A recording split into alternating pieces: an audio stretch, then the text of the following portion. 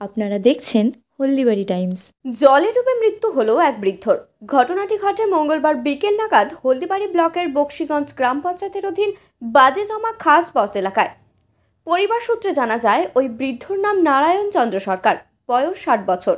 তিনি দীর্ঘদিন ধরে হার্টের রোগী, তার চিকিৎসাও চলছে। আজ বিকেলে সে বাড়ির পাশে পুকুরে মাছ ধরতে চায়, এরপর অসাবধানতাবশত পুকুরে পড়ে যায়।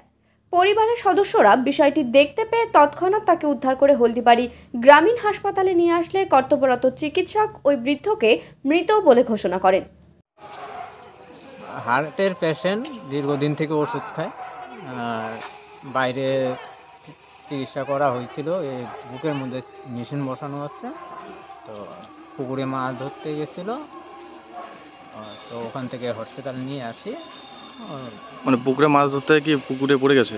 আচ্ছা, তারপরে কি হলো? হাসপাতালে নিয়ে আসলেন আপনারা? কি বললো ডাক্তারবাবু? মারা গেছে। কি নাম ওনার? আমার নাম রিপন। যে মারা গেছে নারায়ণ চন্দ্র। আর বয়স কত হবে? আনুমানিক।